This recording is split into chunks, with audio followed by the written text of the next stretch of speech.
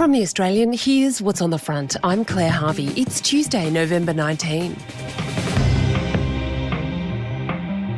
Xi Jinping is facing his biggest trade challenge in more than a decade, and he's aiming to counter Donald Trump's tariff war by getting Australia on side. In his third bilateral meeting with Anthony Albanese at the G20 summit on Tuesday, the Chinese president will seek support for open trade.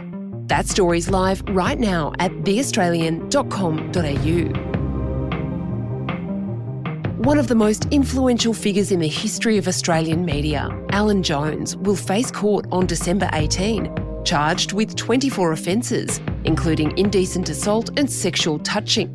His lawyer says he'll be defending the charges. Today, the remarkable power of the loved and loathed Alan Jones and what happens to the 83-year-old now.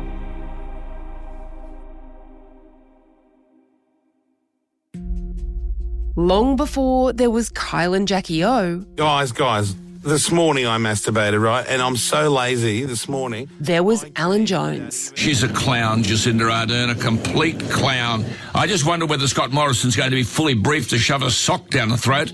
I mean, she is a joke, this woman, an absolute and utter lightweight. What about this brain-dead Sarah Hanson-Young from the Greens? You dope, Clover Moore. You dyed-in-the-wool dope. The all-powerful king of Sydney breakfast radio, who turned his daily AM slot into a platform to terrify politicians, hector hapless bureaucrats, and demand results for his army of devoted listeners. Here he is in 2014, demanding then Minister Malcolm Turnbull show loyalty to Prime Minister Tony Abbott. Can I begin by asking you if you could say after me this? As a senior member of the Abbott government, I want to say here I am totally supportive of the Abbott hockey strategy for budget repair. Alan, I am not going to take dictation from you. I am a cabinet minister. I support unreservedly and wholeheartedly every element in the budget. Every single one. Jones's power came from his audience, Sydneysiders who loved hearing him rip in, but were also charmed by his moments of quirky warmth, enthusing about passions like opera. The music critic writing for The New Yorker described Terracini's performance as, quote, smouldering, explosive, shrieking, whispering, singing. Jones had risen to national prominence via rugby union. He was a teacher, then a coach at elite boys' schools, who rose to steer the Wallabies back in their glory days. Jones had made numerous unsuccessful attempts to stand for politics with the Liberal and Country parties, but in the end, Jones proved he didn't need a seat in Parliament to have a say in running the country. Politicians jumped to his command, and sponsors flocked to the show.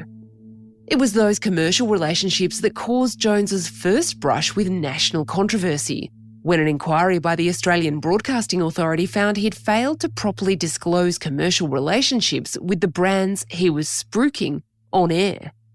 And then in 2012, at a Young Liberal function, the Sunday Telegraph recorded Jones saying this when he thought no journalists were present. Every person in the caucus of the Labor Party knows that Julia Gillard's a liar. Everybody. I'll cover that in a moment. The old man must have been open. He was going, shame. To think that he had a daughter and told lies to become to the party. If you didn't catch that, Jones said the then Prime Minister, Julia Gillard's recently deceased father, had died of shame because of what Jones said were his daughter's lies. It prompted a wave of condemnation and a rare expression of regret. Jones's apology press conference went for 45 minutes, but the word sorry didn't feature. I owe her an apology, and I hope I'll be able to make that to her, not to her through you. You just have to concede and man up and say, you got it wrong. I was the deputy editor of the Sunday Telegraph at the time. We published that story, and I've got to tell you, it was hair-raising for editor Neil Breen and me to publish such a story about a figure so powerful and so ruthless. But that moment was a small insight into how Jones regarded women. Here he is lecturing Gillard, the Prime Minister, for being late to his show. Alan, I believe I am a very courteous person. Well, I'm also a very Julia. busy. If I can finish my sentence, Alan. We're all busy. I'm also a very busy We're all person. busy. And Alan, if I can finish my sentence uninterrupted, I've had media commitments this morning. You I had a was media delayed. commitment this morning at 7:10, which And- your staff agreed on this program. Well, Alan, Anyway. I am happy to apologise to you for being late. I am now here. If Okay, you have good. a question in the nation's interest, then please feel free to put it. And suggesting what he'd really like to do with Gillard and the then Greens leader. The woman's off her tree. And quite frankly, they should shove her and Bob Brown in a chaff bag and take them as far out to sea as they can and tell them to swim home. At the top of this episode, you heard Jones talking about former New Zealand Prime Minister Jacinda Ardern. Here's another moment. New Zealand Prime Minister Jacinda Ardern is challenging Scott Morrison over climate change. Now, I hope Scott Morrison gets tough here with a few backhanders. Hasn't got a clue, this woman. There's no question that there has been a lot of misogyny in the kinds of things that Jones has said over the years. Stephen Rice is the Australian's New South Wales editor. And I think when he made that comment about Ardern, it coalesced. There were a lot of things happening at the time as well. It wasn't just that this was a reminder of those things that he'd said, the quite disgraceful things sometimes about women. It was also right at the point where listeners were already starting to abandon the show, but more importantly, advertisers were starting to abandon the show, and not just abandon the show, abandon 2GB as a station, as a radio station. So you had all this background where his influence is fading because he's a dinosaur and he's not reading the room. Other broadcasters are moving with the times. Jones just doesn't seem to be able to do that. He's really stuck on certain lines, and maybe you could get away with that and your audience would just dwindle a bit, but you'd hang around. But when you're saying stuff like chuff bag and chuck them in the sea, advertisers will abandon you, and that's what they were doing. Jones retired from radio in 2020 and tried television with Sky News, but the audience didn't follow him, and Jones left in 2021. In 2023, Nine newspaper The Sydney Morning Herald published a series of allegations by men that Jones had indecently assaulted them, including claims he'd put his hands down two young men's pants, passionately kissed a then schoolboy without his consent, and sexually touched an employee who was driving him to work from his apartment at Sydney's Circular Quay. Jones denied all the allegations. On Monday morning, police raided that Circular Quay apartment and took Jones away. Alan Jones, once one of the most influential media identities in Australia, is now under arrest over allegations he indecently assaulted multiple young men. Police executed a warrant at the 83-year-old's luxury Sydney apartment at Circular Quay this morning. He has been charged with 24 offences spanning 2 decades, including 11 charges of aggravated indecent assault, 9 charges relating to assault with active indecency, 2 charges of sexual touching, and 2 charges of common assault.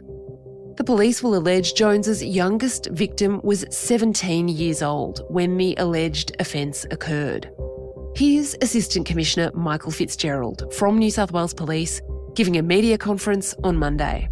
I wish to commend the investigators of Strikeforce Bonnevin for their tenacity and their hard work in bringing this matter before the courts. Historical matters such as this are incredibly hard to investigate and bring before the courts. I wish to commend the victims and their bravery in coming forward. They fully are aware, as are the investigators, that the hard work is just beginning, and they have given their statements fully aware that they will go before the courts. Jones has not yet been required to enter a plea, but he's consistently denied any wrongdoing. On Monday, his lawyer Chris Murphy said the charges would be defended and attacked Michael Fitzgerald for describing the witnesses as victims, saying that was a matter for the courts. Coming Coming up after the break, our New South Wales editor Stephen Rice on what we can expect from the King versus Alan Jones when this matter goes to trial.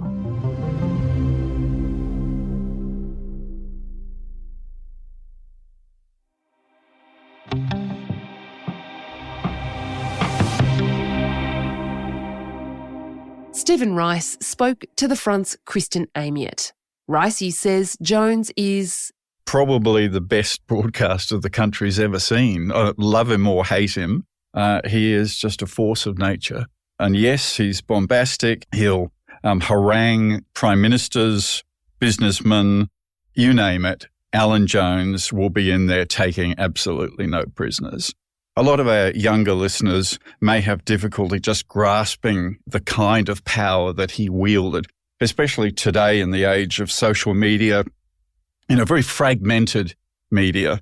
But in the 80s and 90s and early 2000s, radio was the way to reach the hearts and minds of people in Sydney. It had that immediacy that social media does now.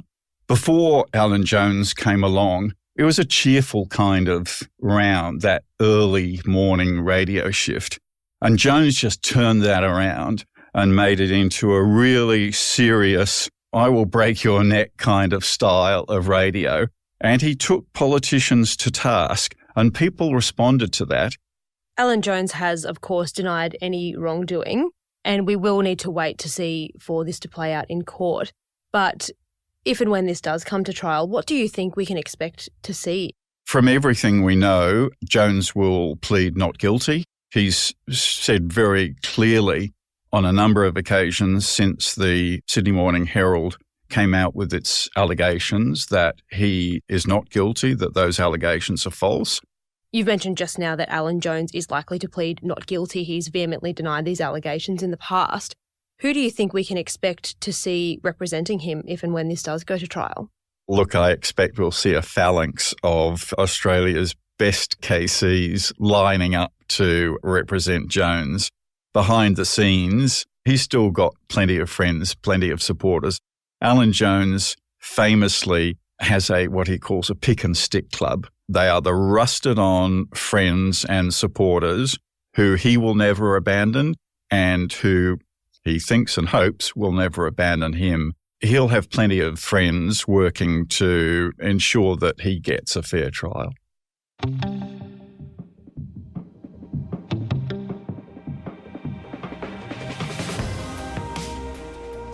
Alan Jones has been granted conditional bail to appear before the Downing Centre Local Court on December 18. Stephen Rice is the Australian's Sydney Bureau Chief. We've got the full inside story of how this arrest transpired and what precipitated the drama live right now at theaustralian.com.au.